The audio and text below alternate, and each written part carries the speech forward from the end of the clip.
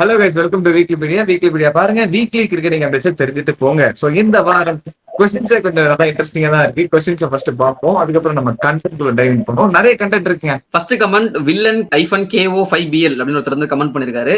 Bro, India வந்து மீதி countries இந்த ஆஸ்திரேலியா, இங்கிலாந்து மாதிரி 5 டெஸ்ட் வென்யூஸ் வந்து வச்சு விளையாடலாம்ல அப்படின்னு சொல்லிட்டு அவர் 5 வெட்டியை கொடுத்திருக்காரு. அதுல வந்து பெங்களூரு, தரம்சாலா எல்லாம் கொடுத்திருக்காரு. பெங்களூர் சின்னசாமி தெரியல, அது ஓகே, அது விடுங்க. ஆனா அந்த ஐடியா அவர் சொன்னது வந்து நானுமே ஒத்துப்பேன். லைக் வந்து 5 வென்யூஸ் கொடுக்கும்போது நம்மளுக்கு வந்து ஃபெமிலியாரிட்டி தெரியும்ல, கண்டிஷன்ஸ். இங்க ஹோம் கண்டிஷன்ஸ்ல வந்து ஹோம் டீமுக்கே எந்த அளவுக்கு கண்டிஷன் இருக்கும்னு தெரியாத அளவுக்கு தான் நம்ம போய் ஆடிட்டு இருக்கோம் அப்படின்ற மாதிரி அவர் சொல்ல நான் சொல்றேன். அண்ட் அவர் கொடுத்த ரெஃபரன்ஸுமே கரெக்ட் தான். லைக் வந்து இங்கிலாண்டா இருக்கட்டும், ஆஸ்திரேலியாவா இருக்கட்டும், அவங்க வந்து ஒரு 5-6 வென்யூ டெஸ்ட் சென்டர்ஸ் இருக்கும். அங்கதான் வந்து எப்பவுமே அவே டீம்ஸ் எல்லாம் விளையாடுவாங்க. ஆக்சுவலி விராட் கோலியுமே 2018 அந்த டைம்ல அவர் டெஸ்ட் கேப்டன்சில இருந்தப்போ சொல்லியிருப்பாரு. அவரோட விஷயம் அப்பவே வந்து ஒரு ஃபியூச்சரிஸ்டிக்கா இருந்துச்சு. இது மாதிரி நம்ம ஒரு 5 சென்டர்ஸ் வச்சுக்கணும் இந்தியால, டெஸ்ட் மேட்சஸ் விளையாடுறது மட்டும் அப்படின்னு சொல்லிட்டு சொல்லியிருப்பாரு. அது ஒரு நல்ல ஐடியா தான். If you are familiar of that 5 pitches, you can make the fullest out of the home conditions. அதான் நம்ம சொல்ல முடியும். ஜெயிக்கிற ப்ராபபிலிட்டி வந்து நிறைய இருக்கும். அப்ப நீங்க ஒரு கேள்வி கேட்கலாம் ப்ரோ, அப்படின்னா வந்து ஆப்போனன்ட்டுக்கும் அது ஃபெமிலியர் ஆயிடும்ல ப்ரோ. இப்ப நம்ம வந்து காபாவையோ பருத்தியோ டூர் பண்ணும்போது சீம் ஃப்ரெண்ட்லி ட்ராக்கா இருக்கும் நம்மளுக்கு தெரியுது. அதே மாதிரி சீத்தினா ஸ்பின் எடுக்கும் தெரியுது. அதே மாதிரி அவங்களும் ப்ரிப்பேரா வருவாங்க அப்படின்னு கேட்டீங்கன்னா வந்துட்டு போட்டோம், அது பிரச்சனை இல்லை. இப்போ மட்டும் என்ன, இந்தியான்னு வந்தா ஸ்பின் எடுக்கும், சப்கான்டினென்ட் பிச்சு ஏத்த மாதிரி தான் வராங்க, இருந்துட்டு போட்டோம், பிரச்சனை இல்லை. ஆனா இங்க நமக்கே வந்து ஃபெமிலியாரிட்டி இல்லன்றதுதான் எங்க பிரச்சனை. நமக்கே என்ன பிச்சு அங்க போயிட்டு ஸ்பின் எடுக்குமா பேஸ் எடுக்குமான்னு தெரியாம ஸ்பின் எடுக்கிற பிச்சுல பேஸ் போலர்ஸ் போட்டு யூஸ் பண்ணி அதுல விக்கெட் எடுத்துட்டு பெருமையா ஒருத்தர் கோச்னு பேர்ல சொல்லிட்டு இருக்காரு. வருவோம் அதுக்கெல்லாம் வருவோம். அது இல்லாம கமெண்ட்ஸ் எல்லாம் படிக்கும்போது பேர் சொல்லி படிப்போம். எல்லாரும் பேருமே அது சொல்லுவோம் அப்படின்னு பார்த்தா என்ன வில்லனு ஹீரோன்னு பேர் வச்சிருந்தா இந்த மாதிரி பேர்லாம் எப்படி சொல்றது? முடிஞ்சா உங்க ஓன் பேரே வைங்க, சொல்லும் போது நம்மளுக்கும் ஈஸியா இருக்கும். சொல்லும் போது உங்க பேருமே தெரியுதுல. ரெண்டாவது கமெண்ட் குரு பிரசாத் ஒருத்தர் கமெண்ட் பண்ணிருக்காரு. ப்ரோ, ஏன் ப்ரோ அட்டாக்கிங் ஓப்பனிங் பேட்ஸ்மேனா பிருத்வி ஷாவை யாருமே கன்சிடர் பண்ண மாட்டீங்க, எந்த டீம்னு சொல்ல மாட்டீங்க அப்படின்னு கேட்டிருந்தாரு. ப்ரோ, நாங்க இப்போ வரைக்கும் பண்ண அந்த 6 டீம்ஸ்ல வந்து அந்த ஓப்பனிங் அட்டாக்கிங் பேட்டர் பெருசா தேவைப்பட்ட ஒரே ஒரு டீம் KKR மட்டும் தான். ஆனா KKRக்குமே பாத்தீங்கன்னா அந்த விக்கெட் கீப்பிங் பண்ற அந்த ஆப்ஷன் வேணும்ன்றதுனால தான் வந்து நாங்க துஷார் ரயர் தான் மென்ஷன் பண்ணிருந்தோம். பிருத்வி ஷா கீப்பிங் முன்னாடி பண்ணாரு எங்கேயோ, அதுக்கப்புறம் அவர் பண்றதெல்லாம் இல்ல, அதனால சொல்லல. இதுக்கப்புறம் வர இந்த 4 டீம்ல ஒரு டீமுக்கு அந்த ஒரு ஓப்பனிங் பேட்டர் வேணும், இந்தியன் எக்ஸ்ப்ளோசிவ் ஓப்பனிங் பேட்டர். அதுல நாங்க பிருத்வி ஷா சொல்லியிருக்கோம், அதுல நாங்க பிருத்வி ஷா சொல்லுவோம். அது என்ன டீமா இருக்கும்ன்றது தெரிஞ்சா கமெண்ட்ஸ்ல போடுங்க. நான் கண்டுபிடிச்சிட்டேன். 3வது கமெண்ட் ரித்திகான்றவங்க வந்து கமெண்ட் பண்ணிருக்காங்க, படிக்கிறேன் பாருங்க. I've seen only 4 men having nice hair which suits them. Leonardo DiCaprio from Titanic, Steve Harrington from Stranger Things, Dulquer Salman, and the 4th one is Harish. Well, yes, it's a compliment. உண்மையை சொல்லு, யார் இது? உன் fake account தானே? இல்லனா எவ்வளவு காசு கொடுக்க வச்ச சொல்லு. இதெல்லாம் தெரியலங்க. ஃபர்ஸ்ட் இந்த ஹேர்ஸ்டைல வந்து சரி பிடிச்சிருக்கா, உங்களுக்கு பிடிச்சிருக்குன்னா சந்தோஷம். உங்களுக்கு பிடிச்சிருக்கு நீங்க சொன்னதே பெரிய விஷயம். பட் ஆனா அந்த கம்பேரிசன்ஸ் முன்னாடி எல்லாம் வந்துச்சுல, அதை கொஞ்சம் தவிர்த்து இருக்கலாமோ? எனக்கே கொஞ்சம் வந்து எம்பாரசிங்கா இருக்கு பாக்க. முன்னாடியாச்சும் இந்தியன் சினிமாவோட நிப்பாட்டிட்டு இருந்தாங்க. சுதீப் கிஷானு, அப்புறம் வந்து இன்னொருத்தர் யாரும் சொன்னாங்களே, யாரு? விஷ்ணு விஷாலு, அதெல்லாம் கூட பரவாயில்ல. DiCaprio ப்ரோ, நான் எனக்கு தெரிஞ்சு சும்மா வந்து ரேங்க் பண்ணலாம்னு சொல்லிட்டு கமெண்ட் போட்டிருப்பாங்க. ஓகே, வாழ்த்துக்கள். 4வது வந்து ஒரு காம்ப்ளிமெண்ட் ஒருத்தர் பண்ணிருக்காரு, பிரணவ் குட்டி அப்படின்றவரு. நான் முன்னாடி எல்லாம் வந்து பீடாக் வீடியோஸ் தான் ப்ரோ பாப்பேன், இப்பெல்லாம் வந்து நான் உங்க வீடியோ தான் பாக்குறேன். குவாலிட்டியும் சரி கண்டென்ட்டும் சரி பயங்கரமா இம்ப்ரூவ் பண்ணிருக்கீங்க அப்படின்ட்டு வந்து ஃபயர் விட்டுருக்காரு. Thank you so much for the compliment. Actually to be very honest, content சைட்ல வந்து எனக்கு பர்சனலா முன்னாடி பண்ணிட்டு இருந்த வெர்ஷன் வந்து எனக்கு ரொம்ப பிடிச்சிருந்துச்சு. இப்போ ரீசென்ட் டைம்ஸ்ல எஸ்பெஷலி 2-3 வீடியோல வந்து அங்கங்க சில மிஸ்டேக்ஸ் பண்றேன். அது காரணம் என்ன அப்படின்னா, முன்னாடி வந்து பயங்கரமா ரிசர்ச் பண்ணுவோம். ஒரு விஷயம் பேசுறதுக்கு முன்னாடி ஒரு 3-4 தடவை வந்து கிராஸ் ரிவ்யூ பண்ணி அது எடிட்டிங்லயுமே வந்து மிஸ்டேக்ஸ் வரும், அதெல்லாம் வந்து தூக்கிட்டு டெக்ஸ்ட்ல வந்து நாங்க கரெக்ட் பண்ணுவோம். பட் இப்போ ரீசென்ட் டைம்ஸ்ல மைண்ட்ல வந்து இல்ல கரெக்டா தான் இருக்கும் அப்படின்னு சொல்லிட்டு அந்த மைண்ட்ல இருக்கிறத அப்படியே பேசிடுறேன். அது சம்டைம்ஸ் சில இடத்துல வந்து மிஸ்டேக் ஆகுது, அதை நாங்க வந்து திருத்திக்கிறோம். அண்ட் பை த வே அது எல்லாமே நீங்க கமெண்ட்ஸ்லயும் சொல்றீங்க, எங்களுக்கும் அதான் வேணும். மிஸ்டேக்ஸ் பாக்குறீங்க அப்படின்னா கமெண்ட்ஸ்ல போடுங்க, நான் கண்டிப்பா அதை பார்த்து வந்து ஒண்ணு நாங்க திருத்திட்டு அடுத்த வீடியோல சொல்லுவோம், இல்ல நாங்க கமெண்ட்ஸ்லயே வந்து அது சாரி ஃபார் த இதுன்னு வந்து நாங்க மென்ஷன் பண்ணிடுவோம். But yes, thank you so much for correcting us as well. So is வீடியோக்குள்ள போயிடலாமா? ஃபர்ஸ்ட் எடுத்தாங்க நம்ம India vs South Africa. First test முடிஞ்சதுக்கு அப்புறம் செகண்ட் டெஸ்ட் ஆச்சு ஒரு பலன் கிடைக்குமா, ஒரு ஒலி கிடைக்குமா அப்படின்னு நம்ம எதிர்பார்த்த இடத்துல டமால லைட் ஆஃப் பண்ணி விட்ட மாதிரி இருந்த பவர் சப்ளையும் போயிடுச்சு சுத்தமா. ஃபர்ஸ்ட் டெஸ்ட் ஆச்சு ஓரளவுக்கு டீசெண்டா தோத்தோம். செகண்ட் டெஸ்ட் ரொம்ப மோசமா போயிடுன்ற நிலைமைக்கு இப்போ வந்திருக்கு. டாஸ் யார் ஜெயிச்சாங்க சரியா தெரியல. எனக்கு தெரிஞ்சு இந்தியா தோத்துருப்பாங்கன்னு நினைக்கிறேன். எடிட்டிங்ல பாப்போமா, இந்த வாட்டியும் பார்க்கலாம். இது ஒரு கேமா இருக்குங்க. நாங்க வந்து கான்பிடண்டா இந்தியா டாஸ் தோத்துறோம் அப்படின்னு சொல்லிட்டு சொல்லுவோம். அது எடிட்டிங்ல நீங்க பாப்பீங்க. நான் பாத்துட்டேன், எடிட்டிங் வரைக்கும் போகணும்னு அவசியம் இல்ல, நீ சொன்னது கரெக்ட் தான், தோத்துட்டாங்க. திரும்பவும் டாஸ் தோத்துருக்கோம். இந்த தயவு செஞ்சு இந்த இந்தியன் கேப்டன்ஸ்க்கு வந்து யாராவது சொல்லி கொடுங்கப்பா, இந்த டாஸ் போட்டு இந்த இப்படி வைங்க, இந்த மாதிரி வைங்க. ஹெட்ஸ் வச்சா பூ விழும், இதுக்கு ஏதாவது டீகோட் பண்ணுங்க. இவ்வளவு ஸ்பீட்ல சுத்துனா இப்படி இவ்வளவு அப்படின்னு சொல்லிட்டு அதுக்கே ஒரு நாள் 2 நாள் பிராக்டிஸ் எடுங்க. டாஸ் ரொம்ப முக்கியம். If you want to take the position. அதுவும் இந்த மேட்ச்ல ஸ்பெசிஃபிக்கா சொல்லிருந்தாங்க, பிச் ரிப்போர்ட் அப்பயே நீங்க டாஸ் ஜெயிச்சு பேட்டிங் எடுத்தீங்க அப்படின்னா அட்வான்டேஜ் உனக்கு தான்டா. ஏன்னா ஃபர்ஸ்ட் ஒரு 1 hour கஷ்டமா இருக்கும் நெகேட் பண்றது. அது அந்த மாய்ஸ்சர் வந்து போயிடுச்சு அப்படின்னா batting will be very easy. 3rd day 4th டேல இருந்து பிச் வந்து டிட்டோரேட் ஆகும் அப்படின்ற மாதிரி சொல்லியிருந்தாங்க. நான் சொன்ன மாதிரியே நடக்குது. ஆக்சுவலி இந்த வீடியோ எடுக்கிறப்போ 2வது இன்னிங்ஸ் போயிட்டு இருக்கு. இந்தியா வந்து 173 for 7ல நிலைமையில இருக்காங்க. இந்த பிட்ச் ஃபர்ஸ்ட் ஆஃப் ஆல் என்ன பிட்ச் அப்படின்னு நம்ம பார்த்தோம்னா இது ஸ்பின்னிங் பிட்சா இருக்குமோ அப்படின்னு நம்ம எதிர்பார்த்த வேலையில அவங்க வந்து கிடையாது. இது வந்து ஒரு டிஃபரெண்டான பிட்ச், க்ளூலெஸ்ஸா இருக்கும் அப்படின்னு சொல்லிட்டு நிறைய பில்டப் எல்லாம் கொடுத்தாங்க. ஆனா இது விளையாட தெரிஞ்சு இது வந்து ஒரு பேட்டிங் கொஞ்சம் அசிஸ்ட் பண்ற பிட்ச் மாதிரி தான் இருக்கு. இல்ல கொஞ்சம் பிளாட்டாவும் இருந்துச்சுங்க. பிளாட்னு சொல்ல முடியாது, பேட்டிங்க்கு வந்து கொஞ்சம் அசிஸ்ட் பண்ணுச்சு நாங்க பார்த்த வரைக்குமே. சோ அதுக்கேற்ற மாதிரி தான் சவுத் ஆப்பிரிக்கா பேட்டிங்கும் பாத்தீங்கன்னா எல்லா பேட்ஸ்மேனும் ஆல்மோஸ்ட் நல்லா இருந்தாங்க. முல்டருக்கு மட்டும் கொஞ்சம் கிளிக்காலும், மற்றபடி எல்லாருமே வந்து அவங்க கான்ட்ரிபியூஷன்ஸ் கொடுத்தாங்க.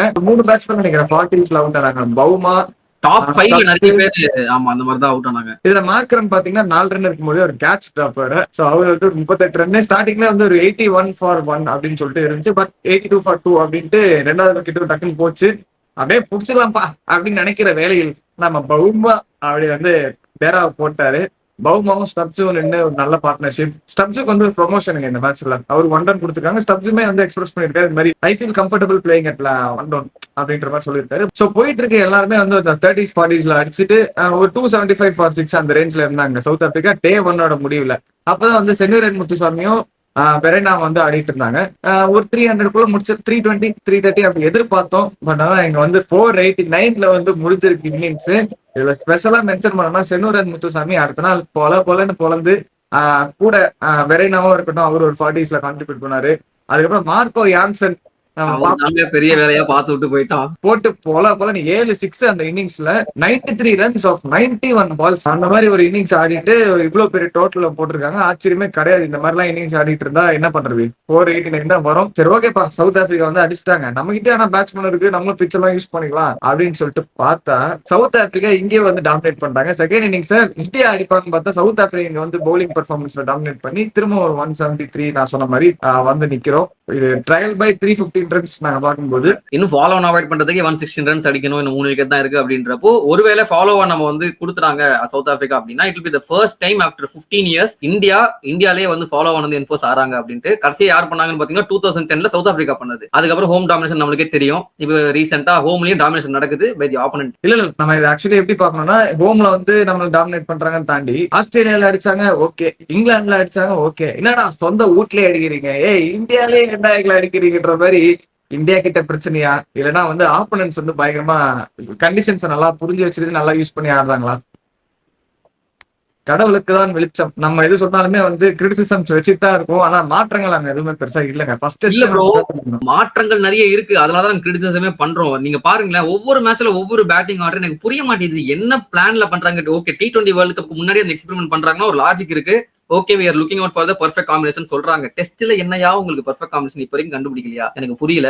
இதுல உடனே வந்து சுப்மன் கில் இன்ஜுரி ஆயிடுச்சு ப்ரோ, அதனாலதான் ப்ரோ இந்த பிரச்சனை. தயவு செஞ்சு எடுத்துட்டு வராதீங்க.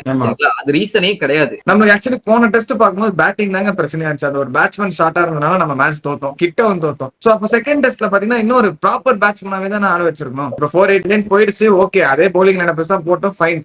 பிச்சு நல்லா இருக்கிறப்போ அங்கேயும் பேட்டிங் பெர்ஃபார்ம் பண்ணல அப்படின்றப்போ நீங்க வந்து ஒரு பேட்ஸ்மேன் அடிஷனலா போறது என்ன உங்களுக்கு? அப்படி நிதிஷ்குமார் ரெட்டியை விளையாட வச்சு அவருக்கு போலிங் ஆப்ஷன் கொடுத்து என்ன நீங்க சாதிக்க போறீங்கன்னு எனக்கு 4 ஓவர் போட்டாரு ப்ரோ, சும்மா பேசக்கூடாது. 4 ஓவர் போட்டாரு, போட வச்சோம். கருணாயர் போட்டு நீங்க நிதிஷ்குமார் ரெட்டி தான் ஆட வைப்பீங்க அப்படின்னா என்ன லாஜிக் இது? அதுக்கு ஃபர்ஸ்ட் நீங்க ஒரு எக்ஸ்பிளனேஷன் கொடுங்க எனக்கு கிளாரிட்டியா. பேட்டிங்குமே வந்து அவர் ரோல்ல கரெக்டா இருக்காருங்க. நீங்க அவர் ரோலை இப்ப மாத்தி நிதிஷ்குமார் ரெட்டியை வந்து பிளாக் ஹேண்ட்ல ஆட வைக்கிறீங்க ஓகேவா? அதுக்கு நீங்க ஒரு பேட்ஸ்மேன் சாய் சுதர்சன பால் ஆட வைக்கிறீங்க. இப்போ எதுக்கு சும்மா இருந்த அக்ஷர் பட்டேல சீட்டை டிஸ்டர்ப் பண்ணி இப்ப எதுக்கு வந்து நீங்க வந்து நிதிஷ்குமார் ரெட்டியை விளையாட வச்சு இப்ப எதுக்கு வந்து நீங்க கருணாயர் சான்ஸ் கொடுக்காம இப்படி ஷஃபிள் பண்ணி எக்ஸ விட பயங்கரமா ஓவர் திக் பண்றாருன்னு நினைக்கிறேன் கம்பீர்.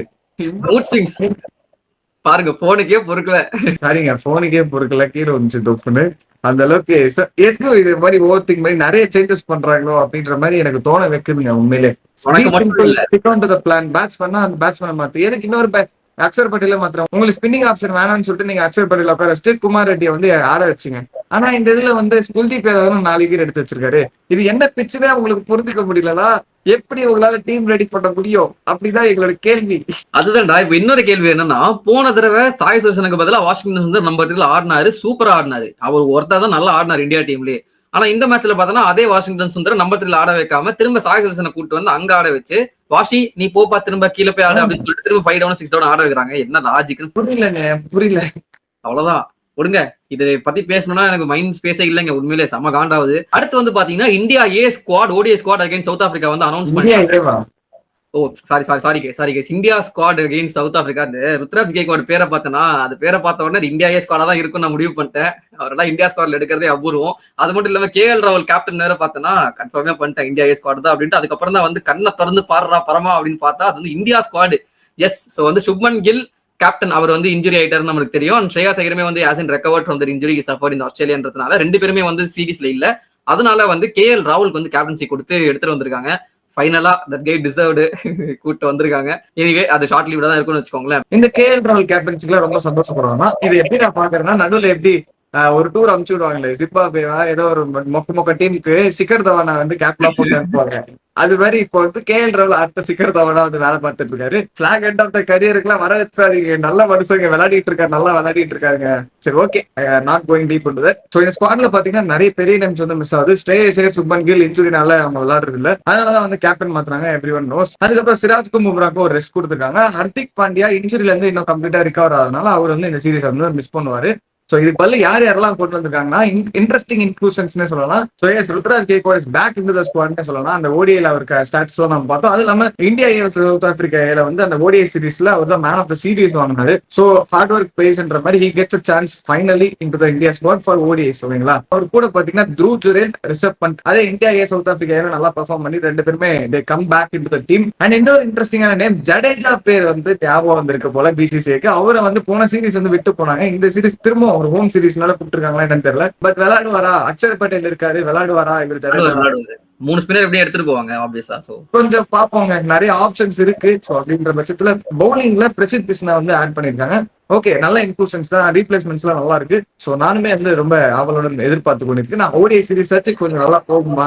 ஹோம்ல தான் விளையாடுறோம், எங்க சவுத் ஆப்பிரிக்கா நல்லா விளையாடலங்க. ஏங்க எப்படி கெட்ட வெஸ்ட் கேட்கல? சரி, ஓகே, அது வந்து ரெட் பால் மறந்துருவோம், இது ஒயிட் பால் டாமினேஷன் இருக்கும்ன்றத நம்புறேன். அண்ட் இன்னொரு விஷயம், ருத்ராஜ் கேக்வாட்னு சொல்லும் போது ருத்ராஜ் கேக்வாட் எடுத்துட்டாரு, ஓ சூப்பர் அப்படின்ட்டு வந்து சான்ஸ் கிடைச்சிருமான்னு கேட்டீங்கன்னா அதெல்லாம் தெரியாதுங்க. ஏன்னா வந்து ஆப்வியஸா ஓப்பனிங் வந்து ஜெய்ஸ்வால் தான் ஆடுவாருன்னு தோணுது. ரோஹித் சர்மா ஜெய்ஸ்வால் ஆடுவாங்க. மிடில் ஆர்டர்ல வேணா வாய்ப்பு இருக்கு. ஏன்னா இந்த 2 டவுன் ஸ்ரேயாஸ் ஐயர் இல்ல. பட் அதுவுமே வந்து ஒருவேளை ரிஷப் பண்ணிட்டு துரு ஜுரேல் நிறைய ஆப்ஷன்ஸ் அங்கேயே எடுத்து வச்சிருக்காங்க. திலக் வர்மா வேற இருக்காரு அந்த option. Okay, so Ruturaj Gaikwad ஆடுறது கஷ்டம். ஆனா இதுல என்ன காமெடி அப்படின்னா, நீங்க வந்து இந்த இந்தியா வந்து போஸ்ட் போட்டிருந்தாங்க இன்ஸ்டாகிராம்ல இந்தியன் கிரிக்கெட் டீம் அபிஷியலா. அதுல கமெண்ட் செக்ஷன்ல 85% ஆஃப் கமெண்ட்ஸ் வந்து ருத்ராஜ் கேக்வாடுக்காக தான் இருக்கு. ஃபயர் விட்டு சுத்திட்டு இருக்கானுங்க. அவனுங்கள்ட்ட எப்படி போய் சொல்றதுன்னு தெரியல. டே சான்ஸ் கொடுக்க மாட்டாங்கடா, பிளேயிங்ல வந்து ஆட மாட்டாங்கடா அப்படின்ட்டு ஆட வச்சிட்டாங்கன்னா உண்மையிலேயே மாஸ். ஆக்சுவலி கம்பீருக்கு வந்து இப்போ ஒரு டைலமா வரும். என்ன தெரியுமா? இப்போ வந்து கம்பீர் வந்து ஒருவேளை ருத்ராஜ் கேக்வாட் வந்து ஆட வச்சுட்டு அவர் சொதப்பிட்டாருன்னா பிரச்சனை இல்லை. அதுக்கப்புறம் அவர் எடுக்கவே மாட்டாங்க. அவர் கெரியர் ஓவர், கருணாயிருக்கு கழட்டி விட்ட மாதிரி கழட்டி விட்டுலாம் ஓடிஐல இருந்து. சரிங்களா? ஒருவேளை ருத்ராஜ் கேக்வாட்க்கு சான்ஸ் கொடுத்து அவர் அடிச்சு கடிச்சு தொலைச்சிட்டாருன்னு வச்சுக்கோங்க, திரும்ப சுப்மன் கில் டீமுக்குள்ள வரப்போ திரும்ப ஒரு பிரச்சனை வரும். ஏன்டா டிராப் பண்ணீங்க அப்படின்ற ஒரு கூட்டம் கிளம்பும். ஒருவேளை ருத்ராஜ் கேக்வாட எடுக்காமையே வந்து சீரீஸ் ஃபுல்லா ஓடிட்டாங்க அப்படின்னா அப்போ வந்து கேள்விகள் வரும். இந்த குல்தீப் யாதவுக்கு வந்து ஃபயர் விட்டு தெரிஞ்சுட்டு இருந்தாங்க, அபிமன்யு ஈஸ்வரனுக்கு எப்படி தெரிஞ்சிட்டு இருக்கோம். அந்த மாதிரி ஏன் ஒரு கெரியர் அழிக்கிறீங்க அப்படின்ட்டு ஆக மொத்தம் ஹெட் கோச்சுக்கும் சரி செலக்டருக்கும் சரி எவ்வளவுக்கு எவ்வளவு ருத்ராஜ் கேக்வாட் வந்து விளையாட விடாம பண்றாங்களோ அவளுக்கு எவ்வளவு அவருக்கு சப்போர்ட் ஜாஸ்தியாயிட்டே இருக்குமே. அது அவர் நல்ல பிளேயர்ன்ற தாண்டி அவர் மாதிரி நல்ல பிளேயர்ஸ் தான் டீம்ல இருக்காங்க. சரிங்களா? ஆனா சான்ஸ் கொடுக்காதவங்க கண்ணுக்கு நிறைய தெரிவாங்க. ஏன் இந்த பிளேயர் சான்ஸ் கொடுக்கலன்னு சொல்லிட்டு அது ஒரு இது கிரியேட் ஆகும். அந்த பஸ் எப்பவுமே வந்து இருந்துதான் இருக்கும். சோ அதை நம்ம எதுவும் பண்ண முடியாது. கம்பீர் அவ்வளவுதான் மாட்டிக்கிட்ட பங்கு ஒழுங்கா கேட்கலே இருந்திருக்கலாம் Thirunavu. So yeah, ODI series நடக்கும். நம்ம வந்து பொறுத்து இருந்து பார்ப்போம் யார் ஜெயிப்பாங்க அப்படின்ட்டு. தேர்ட் வந்து பாத்தீங்கன்னா இப்ப நடந்து முடிஞ்ச ஆஷஸ். ஆவலுடன் எதிர்பார்த்து கொண்டு அந்த ஆஷஸ் பத்தி தான் நாங்க பேச வந்திருக்கோம். எஸ், என்ன இன்னிங்ஸ் டிராவிஸ் ஹெட் எப்பா பிரேக்கிங் த ஆர்ட்ஸ்ன்ற மாதிரி எந்த பிட்ச் கண்டிஷன் இருந்தாலுமே நான் என்னோட கேம் வந்து கரெக்டா ஆடினா அதுக்கான ரிசல்ட் வந்து தட் பேஸ் அப்படின்ற மாதிரி ஒரு சூப்பரான இன்னிங்ஸ் ஃப்ரம் டிராவிஸ் ஹெட். நான் வந்து சொல்லணும்னு நினைச்சேன். ஆமா, அது ஒண்ணு. அதுக்கு நம்ம லேட்டர் ஆன் வரேன். பட் ஃபர்ஸ்ட் ஆஃப் ஆல் இந்த மேட்ச் வந்து 2 நாள்ல முடிஞ்சிருச்சு. ஆனா ஒருத்தர் கூட பிச்சை பத்தி பேசவே இல்ல. ஏன்னு எனக்கு புரியல. இப்ப இதே வந்து சப்கான்டினென்ட் இந்தியால வந்து இந்த மாதிரி ஒரு ஸ்பின் கண்டிஷன் பிச்சு கொடுத்து 2 நாள் மேட்ச் முடிஞ்சா சும்மா இருப்பாங்களா? உடனே எடுத்துட்டு வந்துட மாட்டாரா Michael Vaughan? Pitch is very bad, very poor, ICC should never allow these pitches அப்படின்ட்டு. ஏன் இதே கண்டிஷனை வந்து ஆஸ்திரேலியால வந்து சொன்னா மட்டும் it's very good for seamers, batter should have been approachable, அவங்க சரியா பர்ஃபார்ம் பண்ணல ஏன் சொல்றீங்க? எனக்கு அந்த ஒரு டபுள் ஸ்டாண்டர்ட் எனக்கு இப்போ வரைக்கும் புரியல. இப்போ இல்ல, ஆக்சுவலி அஸ்வினுமே நிறைய கதறிட்டு இருப்பாரு அவர் முன்னாடில இருந்தே. சப்கான்டினென்ட்ல ஒரு ஸ்டாண்ட் வைக்கிறாங்க, இதே வந்து இங்கிலாந்து, நியூசிலாந்து, ஆஸ்திரேலியான்னு போனா அங்க ஒரு ஸ்டாண்ட் வைக்கிறாங்க. சரி, ஓகே. எனிவே பிச்சு வந்து ஆல்ரெடி முன்னாடி சொன்ன மாதிரி பெர்த்ல நடந்துச்சு. ஆப்டர் ஸ்டேடியம் பயங்கரமான ஒரு பிச்சா இருந்துச்சுங்க. ஃபுல்லா பார்க்கும்போதே தெரிஞ்சது செம்மையா வந்து எக்ஸ்ட்ரா பவுன்ஸ் இருக்கும் அப்படின்ட்டு. அதுக்கு ஏத்தாப்புல இங்கிலாந்துமே சும்மா கிடையாது. என்ன பிச்சு கொடுத்தா எனக்கு என்ன, நான் ட்ரேவிஸ் ஹெட் அப்ரோச் தான். அந்த டீம்ல ஒருத்தன் தான் அடிச்சான். இந்த டீம்ல 11 பேர் அதே மாதிரி ஆடி அவன் அடிச்சா இவனுக்கு அடிக்கல, அவ்வளவுதான் டிஃபரன்ஸ். 179 அடிச்சு ஆல் அவுட் ஆனாங்க ஃபர்ஸ்ட் இன்னிங்ஸ்ல. பட் எனிவே பிச்சு கொஞ்சம் அசிஸ்டன்ஸ் இருக்கு அப்படின்றப்போ ஆஸ்திரேலியாவுக்குமே நிறைய ப்ராப்ளம்ஸ் இருந்துச்சு. நம்ம முன்னாடியே பார்த்தோம், ஹேசல்வுட் இல்ல, கமின்ஸ் இல்ல. பட் இருந்தாலும் எனக்கு இவங்க எல்லாம் தேவையில்லை, நான் ஒருத்தன் போறோம் சொல்லி சிங்கிள் ஹேண்டா ஹேண்டில் பண்ண Mitchell Starc 7 wicket haul is first ever 7 wicket haul in test match கிரிக்கெட்டா. எனக்கு அது பாக்குறப்ப ஷாக்கா இருந்துச்சு. அதாவது சில பிளேயர்ஸ் வந்து வயசு ஆக ஆக புதுசா ரெக்கார்ட் எல்லாம் பண்றாங்க. இப்போ ரோஹித் சர்மா நம்ம பார்த்தோம், இவரும் வந்து அவர் லேட்டஸ்ட் ஸ்டேஜஸ்ல வந்து பிரைட் போறாரு. ஆனா பிச்சை வந்து சூப்பரா யூஸ் பண்ணிடுறாரு. நல்ல பிச்சு, சீமர்ஸ் எக்ஸ்ட்ரா பவுன்ஸ் இருந்த பிச்சு. அதுதான் நீ சொன்ன பழமொழி சொல்லுவாங்க, ஏஜிங் லைக் ஒயின் அப்படின்ட்டு. அதே மாதிரிதான் சூப்பரா பவுலிங் போட்டாரு. சரி, ஓகே. இந்த 179 எப்படி ஆஸ்திரேலியா வந்து கவுண்டர் பண்ணுவாங்கன்னு பார்க்கும்போது அவங்களுக்கு ஒரு சின்ன ப்ராப்ளம் இருந்துச்சு. உஸ்மான் கவாட்டா ஓப்பனிங் ஆடி இருக்கணும். அவர் வந்து இன்ஜுரி இருந்தது, ரொம்ப நேரம் வந்து அவர் வெளியே உட்காண்டார் அப்படின்றதுனால. அவங்க ஆடினது 39 ஓவர் தான், இங்கிலாந்து வேற விஷயம். ஆனா அதுலேயே மெஜாரிட்டி ஆஃப் இன்னிங்ஸ் வந்து வெளியே உட்காந்தாருன்றதுனால ஓப்பனிங் ஆட முடியல. அதுக்கு பதிலாக லபுஷன் இறக்கி விட்டாங்க. அண்ட் வெதரால்டுமே வந்து ஓப்பனர், 2 பேருமே வந்து பெருசா பிரகாசிக்கல. லபுஷன்லாம் ரொம்ப டெஸ்ட் மேட்ச் வந்து சீரியஸா எடுத்துக்கிட்டு 55 பால் 2 ரன் 3 ரொம்ப கம்மியா ஆடினார். ஸ்ட்ரைக் நாமக்கல் எவ்வளவு, பட் டிஃபென்சிவ் நாக் அந்த பிச்சுக்கு அப்படிதான் ஆடணும் அப்படின்ற மாதிரி ப்ரூவ் பண்ணி ஆடணும்ல. அடுத்த சீரிஸ் ஆடணும்னா அதான் அந்த பிச்சுக்கு இப்படிதான் ஆடணும்னு சொல்லி அவர் ஆடிட்டு இருந்தாரு. மீன் வைல் ஆஸ்திரேலியா ஒரு பயங்கர கொலாப்ஸ் ஆகி அவங்க வந்து 130 சம்திங், ஒரு 35 ரன்ஸ் கிட்ட லீட் வந்து இங்கிலாந்து கொடுத்தாங்க. England prime position. நம்ம ஃபர்ஸ்ட் மேட்ச்ல இந்த இந்தியா சவுத் ஆப்பிரிக்கால சொன்னோம்ல, 35 ரன்ஸ்ன்றது வந்து 300 ரன்ஸுக்கு சமம் இந்த பிச்சில் அப்படின்ட்டு. அதே மாதிரி தான் இங்கேயும் 35 ரன்ஸ்ன்றது சூப்பர். ஒரு 200 மேல அடிச்சிட்டாங்க இங்கிலாந்து அப்படின்னா ஆஸ்திரேலியா கதை கந்தல் அப்படின்னு நினைச்சிட்டு இருக்கும்போது செம்ம ஸ்டார்ட் கொடுத்தாங்க இங்கிலாந்து. அப்படியே கொலாப்ஸ் ஆகுது. எந்த அளவுக்குன்னா வந்து 19 ரன்னுக்கு 7 விக்கெட் விட்டாங்க.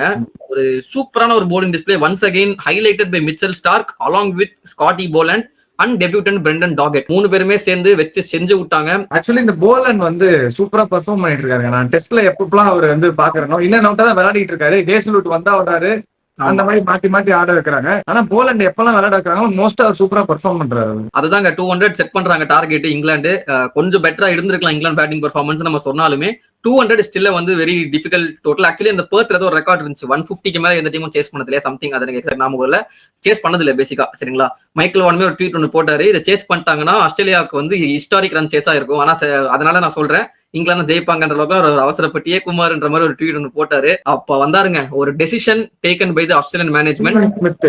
ஒரு சூப்பரான டிசிஷன். அது ஏன் நாங்க சூப்பரான டிசிஷன் சொல்லுவோம்னா, இப்போ ஒரு கம்மி டோட்டல் தான் இருக்குன்னு வச்சுக்கோங்களேன், அங்க நீங்க வந்து அதுக்கேத்த மாதிரி நீங்க பொறுமையா ஆட ஆரம்பிச்சீங்கன்னா வேலைக்கு ஆகும். சில டைம் வந்து அப்படியே நம்மளுக்கு தான் ப்ரெஷர் ஜாஸ்தியா இருக்கும். அங்க ஒரு டிஃபரெண்ட் அப்படியே ஆப்போசிட்டா ஒரு அப்ரோச் எடுத்துன்னு வாங்களேன், நீ அடிக்கிறது அடிங்க, அவுட் ஆனாலும் பிரச்சனை இல்லை எனக்கு அப்படின்னு சொல்லிட்டு டிராவிஸ் ஹெட் அப்படின்னு சொல்லிட்டு அனுப்பிச்சு விட்டாரு. ஆமா, இதுதான் வந்து ஆக்சுவலி அவர் ஃபர்ஸ்ட் டைம் ஆஸ்திரேலியால ஓபன் பண்றாராம். அவர் இதுக்கு முன்னாடி வந்து டெஸ்ட் மேட்ச்ல ஓபன் பண்ண எல்லாமே வந்து அவே கண்டிஷன்ஸ்ல வந்து. சோ அந்த அப்போ பாத்துக்கோங்க அந்த டிகிரி ஆஃப் த டெசிஷன். சூப்பரான move and it completely paid off. Actually Travis வந்து 4th இன்னிங்ஸ்ல சிங்கிள் ஒன்று அடிப்பாரு. சரியா, சிங்கிள் அடிக்கிறப்போ பயங்கர கிளாப்ஸ். ஏன் அப்படின்னு பாத்தீங்கன்னா ஃபர்ஸ்ட் 3 இன்னிங்ஸ்லயுமே ஓப்பனிங் பார்ட்னர்ஷிப் வந்து 0. அதுதான் மேட்ரு. அதனால வந்து ட்ரேவிஸ் சிங்கிள் அடிக்கிறப்ப பயங்கர கிளாப்ஸ். அவர் ட்ரேவிஸ் பேட்லாம் தூக்கி காட்டினார் ஒரு மாதிரி, அந்த அளவுக்கு இருந்துச்சு. பட் எனிவே அந்த ஃபர்ஸ்ட் நம்ம சொன்னோம் லபுஷன் இன்னிங்ஸ் நம்ம சொன்னோம் 51 பால் இந்த பிச்சுக்கு இப்படிதான் ஆடணும் அவர் நினைச்சிட்டு இருந்தாரு அப்படின்ட்டு. அதுக்கு அப்படியே ஆப்போசிட்டா 69 ball century by Travis Head completely took England by storm. And Stokes ஒரு வார்த்தையில சொல்லணும் அப்படின்னா it was unexpectedly amazing performance by Travis Head அப்படின்ற மாதிரி சொன்னாரு. We never saw that coming to be honest அப்படின்னாரு. அந்த அதுதான் உண்மையும் கூட. இந்த ஆஸ்ட்ரேலியா ஆரம்பிக்கிறதுக்கு முன்னாடி நிறைய கிரிட்டிசிசம் வந்துச்சு ஆஸ்திரேலியாக்கு. இது மாதிரி பிராடோ யாரோ சொல்லியிருந்தாங்கன்னு நினைக்கிறேன், நாட் ஷூர், நான் எடிட்ல போடுறேன். இது மாதிரி இதுதான் நான் பார்த்ததுலேயே ஆஸ்திரேலியாவோட மோசமான test squad, comparatively least powerful test squad அப்படின்ற மாதிரி ஏதோ சொல்லியிருப்பாங்க. நான் வேற ப்ரெடிக்ஷன் எல்லாம் வச்சிருந்தேன் திருநாவு, இந்த மாதிரி இங்கிலாந்து ஜெயிப்பாங்க இந்த ஆஷஸ் அப்படின்ட்டு. இந்த டீமுக்கு அகைன்ஸ்டா ஃபர்ஸ்ட் மேட்சே ஜெயிக்க தெரியல அப்படின்னா கமின்ஸ் எல்லாம் திரும்ப வந்துட்டாருன்னா இதை ஏதாவது சொல்லணும். கமின்ஸ் வந்து most likely to be part of the second test is going to take place in Gabba Brisbane. அது வந்து மோஸ்ட் லைக்லின்றத விட is very positive about the இது. நம்ம முன்னாடி தான் சொல்லியிருந்தோம் ரூல்ட் அவுட் ஆகிறதுக்கு வாய்ப்பு இருக்குன்னு சொல்லியிருந்தோம். ஆனா இப்ப ரெக்கவரி வந்து பயங்கர ஸ்ட்ராங்கா இருக்காரு. இப்போ வந்து லாங் ஸ்பெல்ஸ் வந்து போடுறாரு அப்படின்றதுனால இன்னொரு ஒரு 5-6 டேஸ் ஐ திங்க் 1 வீக் நினைக்கிறேன் ஃபார் ரெக்கவரி. சோ கமின்ஸ் வந்து வரதுக்கு வாய்ப்பு இருக்கு. வந்துட்டாருன்னா it will be big boost for Australia. Meanwhile Hazlewood first டெஸ்டையும் மிஸ் பண்ணாரு. அவர் வந்து செகண்ட் டெஸ்ட்மே வந்து ruled out due to that hamstring ஸ்ட்ரெயின்னால. சோ அவர் இருக்க மாட்டாரு. But anyway Scott Boland, Mitchell Starc, Pat Cummins திரும்ப வந்துட்டாருன்னா பேட் கமின்ஸ் ஆக்சுவலி இந்த டீம் முன்னாடி இருந்த பிரெண்டன் டாகெட் நல்லா தான் போட்டாரு அவர் டெபியூல.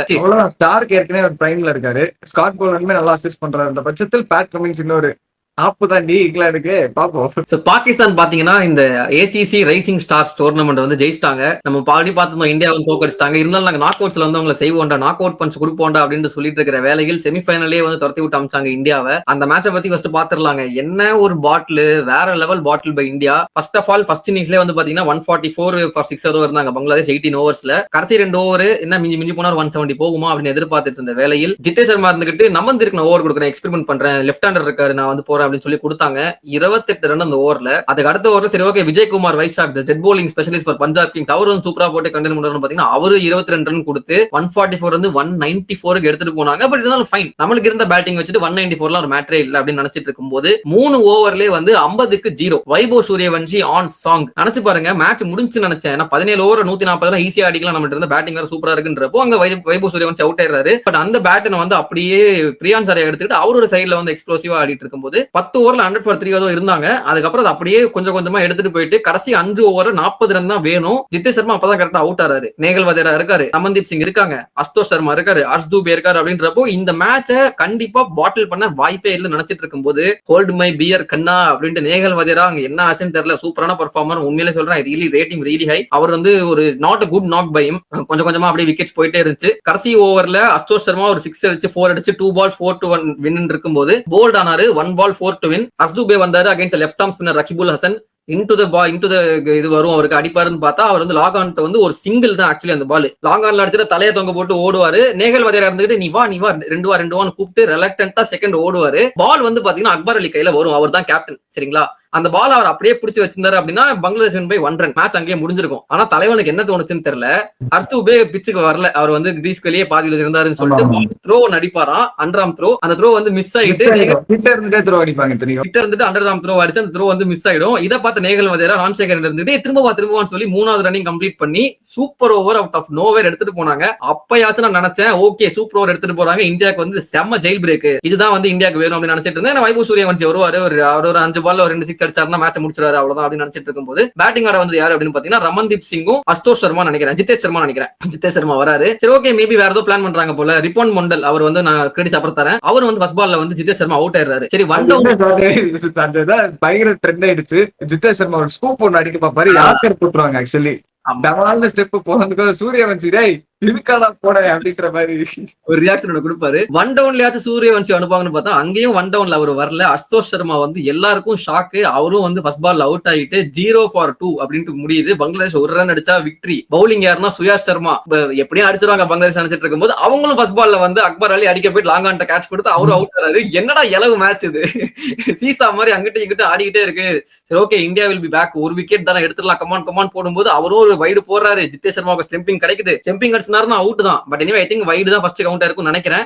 ஆனா அம்பையர்ஸ் என்ன சொன்னாங்க அப்படின்னா அம்பையர் வைடு கொடுக்காம ஃபர்ஸ்ட் அவர் அவுட் கொடுத்தாருன்னா அவுட் தான் கணக்கு வரும் அப்படின்ற மாதிரி அவர் ஒரு ரூல் சொன்னாரு. எனக்கு ஷூரா தெரியல, அதனால நான் சொல்ல. பட் எனிவே பால வந்து மிஸ் பண்ணிட்டாரு ஜித்தேஷ் சர்மா. பேட்ஸ்மேன் திரும்ப கிரீஸ்குள்ள வந்துட்டாரு. White signal, Bangladesh win. சரிங்களா, இதான் வந்து மேட்சோட நிலைமை. பங்களாதேஷ் அந்த 1 ரன் 2 ரன் எத்தனை வாட்டி சோக் பண்ணாரு, இந்த வாட்டி முடிச்சிருக்க வேண்டியது ஆக்சுவலி. அதுதான் இதே ஆக்சுவலி அந்த அவர் கேப்டன் விக்கெட் கீப்பர் அக்பர் கிட்ட கேட்டாங்க இந்த மாதிரி என்ன ஆச்சு உங்களுக்கு என்ன ஆச்சு அப்படின்றப்ப எனக்கு ஈக்குவேஷன் எல்லாம் தெரியுங்க, நான் ஏதோ ஒரு பிரெயின் ஃபெய்ட், எனக்கு என்ன ஆச்சுன்னு தெரியல, நான் ஏன் அதை த்ரோ பண்ணேன்னு இப்போ வரைக்கும் தெரியல, நான் வந்து அவ்வளவுதான் தலையில கையை வச்சுட்டு உட்காந்துட்டேன். அப்புறம் வந்து சூப்பர் ஓவர்ல சரி ஓகே நம்ம பாத்துக்கலாம் அப்படின்னு சொல்லிட்டு ரிப்பன் மண்டல்ட்ட ஒரே ஒரு விஷயம் தான் சொன்னேன், எல்லாத்தையும் மறந்துடுவோம், கோட்டை எல்லாத்தையும் அழிச்சிரு, உனக்கு இருக்கிறது இந்த 6 பால் 19th ஓவர்ல போட்டா மாதிரியே போடு அப்படின்னு சொன்னேன். டெலிவர் பண்ண மனுஷன்ற மாதிரி அப்ரிசியேஷன் கொடுத்திருந்தாரு. நாங்களும் தான் சொல்றோம் ரிப்பன் மண்டலுக்கு வேற level appreciation. Because he didn't bowl against ஏதோ ஒரு லோக்கல் பிளேயர்ஸ் எல்லாம் போடல. 3 international stars, Nehal Wadhera, Ramandeep Singh, Ashutosh Sharma actually சூப்பரா எடுத்துட்டு வந்தாரு. 4 balls 40 runs, ஒரு 6 ஒன்னு அடிப்பாரு, 4 ஒன்னு. ஆனா கேட்ச் அது லாங் ஆஃப்ல கேட்ச் டிராப் ஆகி 4 போயிட்டு இருக்கும். Almost they pulled it of. But அதான் பாட்டில் பண்ணிட்டோம் அவ்வளவுதான் சொல்லுவேன். பங்களாதேஷ் ஹெல்தியர் நர்வா இல்ல இந்தியா பாட்டில் தான் தெரியல. மீன்வேல் ஜித்தேஷ் சர்மா இருந்துகிட்டு எல்லா தப்பையும் நான் தான் பண்ணேன், நான் வந்து முடிச்சு கொடுத்துருக்கணும், ஃபர்ஸ்ட் நிக்காதது ஏன் தப்பு, ரெண்டாவது வந்து சூப்பர் ஓவர்ல வைபவ் சூரியவன்ஷி அமைச்சிருக்கலாம் நிறைய பேர் சொல்லுவீங்க. அது ஆக்சுவலி வந்து டெத் ஓவர்ஸ்ல நாங்க வந்து இப்பதான் பேட்டிங் ஆடிட்டு வந்தோம். சோ எங்களுக்கு அந்த பேட்டிங் டச் இருந்ததுனால நாங்க வந்து போகணும்னு முடிவு பண்ணது ஏன் டெசிஷன் தான். இவங்களும் அடிக்கிற ஒண்ணு இதெல்லாம் கிடையாதுங்க. சூரியவன்ஷி தான் எல்லாத்துக்குமே கூப்பிடணுமா அப்படின்னு தான் கிடையாது. But okay it was not a day, அவ்வளவுதான், ஒன்னும் சொல்ல முடியாது. ஒரு டே தோத்துட்டோம். பங்களாதேஷ் வந்து ஃபைனல்ஸ் அகைன்ஸ்ட் பாகிஸ்தான் போனாங்க. பங்களாதேஷ் வந்து பாத்தீங்கன்னா சூப்பர் பவுலிங் பெர்ஃபார்மன்ஸ் 125க்கு வந்து ஏதோ ரெஸ்ட்ரிக்ட் பண்றாங்க பாகிஸ்தான் ஏவை, ஈஸியா சேஸ் பண்ணிடுவாங்க அப்படின்றப்போ இங்க ஒரு பேட்டிங் கொலாப்ஸ் 60க்கு 7 இருக்கு at some point. 9th wicket போகும்போது 27 to win from 2 overs இருக்கு. பங்களாதேஷ் கதை முடிஞ்சு பாகிஸ்தான் தான் சாம்பியன்ஸ் நினைச்சிட்டு இருக்கிற வேளையில் ஒரு 20 run over. Bangladesh came into the match out of nowhere. Last ஓவர்ல 7 ரன்ஸ் அடிக்கணும். Lot of comedy of errors. இங்க எப்படி அக்பர் அலி ஒரு ரன் அவுட் விட்டாரோ அந்த மாதிரி அங்க அந்த பவுலர் வந்து ரன் அவுட் விட்டாரு. இந்த மாதிரி எக்கச்சக்க எரர்ஸ் எல்லாம் மாத்தி அந்த மேட்ச் சூப்பர் ஓவருக்கு போகுது. என்னடா இந்த சீரிஸே இப்படி இருக்கு அப்படின்னு நினைச்சிட்டு இருக்கும்போது Pakistan held their nerve. They won the super over and they won the championship eventually. பாவம் அங்க பங்களாதேஷ் ஏன்னா இந்தியாவை வந்து சூப்பர் ஓவர்ல தோக்கடிச்சாங்க and they had the chance to defeat Pakistan in the super over as well, before the super over as well actually. But சின்ன mistakes எல்லா டீம்ஸும் பண்றாங்க. Rising ஸ்டார்ஸ்ன்றப்போ நம்ம எதிர்பார்க்கறதா நினைச்சுக்கோங்க. they will learn with time. but okay, ஒரு experience for Indian team. நிறைய பேர் அவங்க டேலண்ட showcase பண்றதுக்கு ஒரு பிளாட்ஃபார்மா இருந்துச்சு. பங்களாதேஷ் பாத்துட்டு இருக்கிறப்போ பங்களாதேஷ் இப்போ ஒரு டெஸ்ட் சீரிஸ் ஆடி இருந்தாங்க அகைன்ஸ்ட் அயர்லாந்து. அந்த சீரிஸ் பத்தி நான் பெருசா பார்க்கல, நான் ஃபாலோ அப்பும் பண்ணல. ஆனா ஒரு விஷயம் ஃபாலோ பண்ண, முஷ்பிகர் ரஹீமோட 100th மேட்ச்ல அவர் 100 அடிச்சாரு. he became the first Bangladeshi player to play 100 tests international cricket. அதே வந்து ஒரு பெரிய அச்சீவ்மெண்ட். அண்ட் முஷ்பிகர் ரஹீம் நானும் ரொம்ப வருஷமா பாத்துட்டு இருக்கீங்க. எனக்கு வந்து ஒரு பிடிக்கும் ஆக்சுவலி, நல்ல பிளேயர் தான். பட் அந்த செலிப்ரேஷன் ஒன்னு பண்ணுவாரு 2016ல, அதுக்கு அப்புறத்துல இருந்து கொஞ்சம் ஹேட்டர் வந்துச்சு. But anyway he is proving his worth. அடுத்து நம்ம பாகிஸ்தான் பார்த்தோம். பாகிஸ்தான் ஜெயிச்சிட்டாங்க அப்படின்ட்டு. மீன்வைல் இங்க வந்து பாகிஸ்தான் ட்ரை சீரிஸ் ஜெயிச்சிருவாங்களோ அப்படின்ற மாதிரி ஒரு சிச்சுவேஷன்ல இருக்காங்க. ஏன்னா Pakistan qualified for the finals இந்த tri series against Zimbabwe and Sri. Lanka, இது வரைக்கும் 3 மேட்ச் ஆடிருக்காங்க, 3மே ஜெயிச்சிட்டாங்க. அதுவும் இப்போ ரீசெண்டா நடந்த மேட்ச்ல பாபர் அசாம் வந்து ஒரு 74 T20 comeback after long time. First 2 match பெருசா ஆடல, இந்த மேட்ச்ல வந்து ஒரு பெர்ஃபார்மன்ஸ் கொடுத்துட்டாரு. மீன்மேல் உஸ்மான் தாரிக் ரொம்ப நாளா பாத்துட்டு இருக்கோம். ஒரு ஆக்ஷன் வந்து இப்படி ஸ்டாப் பண்ணுவாரு, பண்ணிட்டு சக் அடிப்பாரு. அவர் வந்து ஒரு ஹேட்ரிக் ஒன்று எடுத்திருக்காரு இப்போ பாகிஸ்தான். அவங்க வந்து ஒரு நல்ல பாசிட்டிவான பெர்ஃபார்மன்ஸ் இருக்காங்க. மீன்வேல் அது பவுலிங் ஆக்ஷன் மாதிரியே இல்லங்க, எனக்கு மாதிரி தான் இருக்கு. அதான் லீகல்னு சொல்றாங்க. ஏன்னா அவருக்குமே சஸ்பெக்ட் ஆக்ஷன் சொல்றாங்க. பட் அவர் ஒவ்வொரு தடவையும் அது கிளியர் பண்ணிட்டேன்னு சொல்றாங்க. எனக்கு புரியல அப்படின்ட்டு. பட் எனிவே ஓகே, ஸ்ரீலங்கா மீன்வைல் வந்து பாத்தீங்கன்னா ஜிம்பாப்வேக்கு அகைன்ஸ்டா தோத்துட்டாங்க. That was a big shocker. So இப்போ ஸ்ரீலங்காக்கு 2 மேட்ச் பாக்கி இருக்கு. 1 against ஜிம்பாப்வே, 1 against பாகிஸ்தான். அதுல அவங்க 2மே ஜெயிச்சாங்க அப்படின்னா they will qualify for the finals to face Pakistan in the finals in the south Saturday நடக்குது. அப்படி இல்ல ஒருவேளை ஸ்ரீலங்கா ஒரு மேட்ச் ஜெயிச்சுட்டு ஒரு மேட்ச் தோத்துட்டாங்க, ஜிம்பாப்வேக்கு அகைன்ஸ்டா அவங்க ஜெயிச்சுட்டு பாகிஸ்தானுக்கு அகைன்ஸ்டா தோத்துட்டாங்க அப்படின்னா அந்த நெட் ரன் ரேட் உள்ள வரும். ஜிம்பாப்வே கிட்டே அவங்க தோத்துட்டாங்க அப்படின்னா பாகிஸ்தான் ஜிம்பாப்வே இந்த ஃபைனல்ஸ். நம்ம அப்படியே இன்டர்நேஷனல் நியூஸ் எல்லாம் ஓரம் கட்டிட்டு அப்படியே நம்ம டொமஸ்டிக் வந்தோம் அப்படின்னா சிஎஸ்கே ப்ரீ ஆக்ஷன் ட்ரையல்ஸ் நடத்துறாங்க அப்படின்ட்டு வந்து நிறைய பேர் உங்களுக்கு தெரியுமான்னு தெரியல. வந்து ஒரு பிஹைண்ட் த க்ளோஸ் டோர்ஸ் மாதிரி தான் இருந்தது. Not many people are allowed to watch that. எங்களுக்கு வந்து கொஞ்சம் இன்சைட் இன்ஃபர்மேஷன் தெரிஞ்சதுனால நாங்க சொல்றோம். சோ எதுக்குடா இந்த ட்ரையல்ஸ்? அதான் நீ ஆடி ஒரு ட்ரையல்ஸ் போனேன்னு சொன்னீங்க, நீ வந்து பார்த்தல அப்படின்னு கேட்டீங்கன்னா கரெக்ட் தான். அந்த ட்ரையல்ஸ் வந்து ஒரு பெரிய ட்ரையல்ஸ் சரிங்களா. லைக் வந்து வாஸ்டான நிறைய பிளேயர்ஸ் கூட்டு வந்து எந்தெந்த பொசிஷன் வந்து அவங்களுக்கு போன சீசன்ல வீக்னஸா இருந்தோ அந்த பொசிஷன் வந்து ஃபில் பண்றதுக்கு ட்ரையல்ஸ் வச்சாங்க, ஐடென்டிஃபையும் பண்ணிருக்காங்க.